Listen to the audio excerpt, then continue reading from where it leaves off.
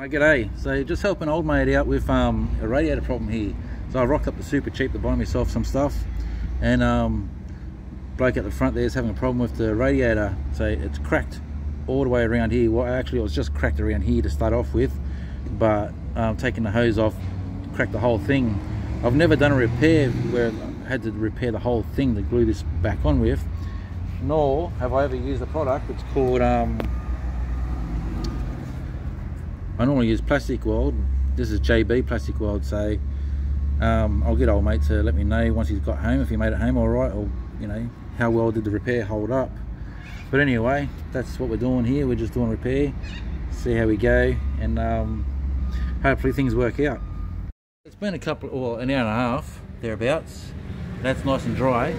But what we're going to do is we're going to take out the thermostat as well, so it's constantly flowing water through the system, so the radiator won't get so hot, that the return water won't get so hot, and hopefully the repair won't get so hot and won't become a problem. Thermostat is at the bottom there, so you can see the thermostat housing. So it's a 2008 Outback Subaru, and we're going to take that thermostat out and she should be right to go. So that's the thermostat there. Obviously we're going to cut that open. It won't open at all. We tried to push down on it and get that to open up, and it's like it seized there. So I'm just going to, with the 10 snips, I'm going to just cut the top off, cut the bottom off, and we'll just make that an open thermostat. We need to do that for the gasket purpose, so we can put it back in, and this rubber seal will seal any leaks back up, and you can get home. Okay, so this is all we want here. We can put that back in, and it's the rest of it there. So this is going to be just a fast flow to help the top of the radiator flow, not get as hot as it normally would. It's the whole purpose of doing this. So I was explaining, when you put the new thermostat in with the new radiator, the thermostat goes in like that, so the air bleeder is on top, because obviously the air is going to sit higher than the water. So to make sure when it puts the new thermostat in, that's how it's got to go back in. A bit of a laugh. I said to old mate, what I'd really need to do now is heat up these hoses so I can put them on nice and smoothly without stressing. And he's like, he's got a kettle in the car. You wouldn't read about it. Here we go, the final test. Hopefully it all works out.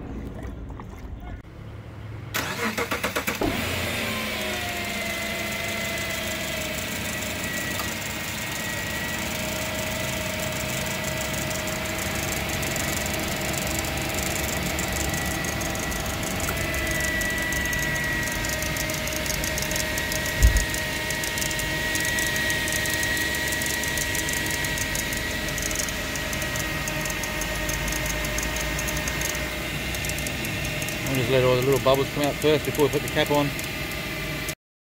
Okay, so it looks like the bubbling has stopped. Oh, a couple of little ones still coming out, but that's alright. There's bound to be some air in the system, so it's got to work its way through.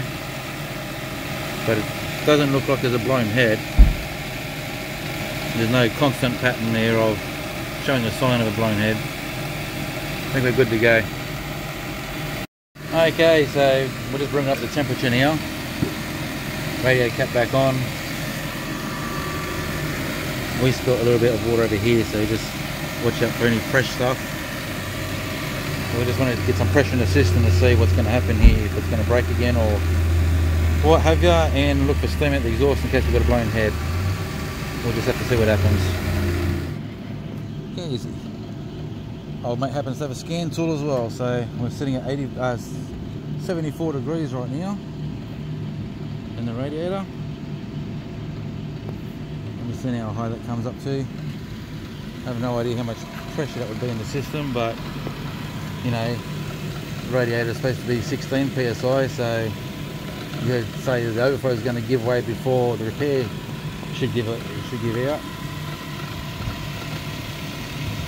You just don't know how good this JB World is. Like, once it gets to a certain temperature, does it become soft and break down, or is it going to stay strong? That's a good test. And if this stuff works out, I'll use it more often. So far so good.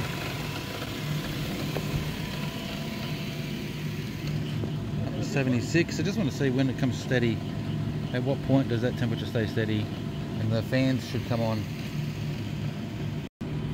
Okay, we're at 95, low 90, but fans are still not coming on. I told old mate to just drive it because the air force coming on the front will cool it down anyway. I just don't know why the fans aren't coming on. I'd rather that he gets home now that it's already what 9:30 or something, and it's going to be a couple of hours before he gets home, so best he keeps moving. Just one side? Yeah, just one side, yeah. I just saw that fan there stop. It's a very quiet fan. I was expecting it to come on and be noisy, but it's a quiet fan. Old mate noticed that the temperature dropped at that particular time. I looked at the fans and saw that one stop. You don't hear them. Anyway, that's a good thing. I'm just waiting for this to come back up to 96.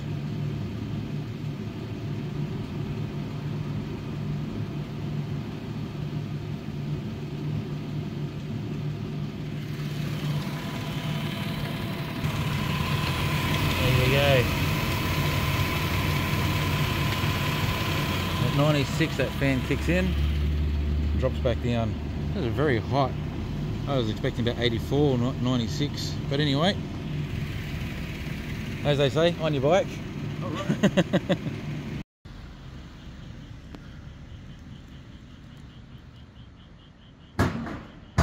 And off he goes. So, bit of lucky, makes it all the way home, safe and sound. I'll hear back. He said he'll give me a call and let me know. Okay, so how all this came about was I needed a 10mm deep socket for the van I'm working on to remove the windows, and I didn't have the socket I needed. So I went over to SuperCheap to get what I needed, and I saw old mate sitting at the front having problems, and I thought, you know, if he's still there on the way out, I'll, you know, see if he's all right. And that's when I found out his radiator was all buggered up, and so yeah, the last 5 hours just helping old mate out, and now he's on his way home. Nothing ventured, nothing gained, eh? All right. Well, anyway, it was a good day. I'm happy. Take care, guys. See you on the next one. Cheers.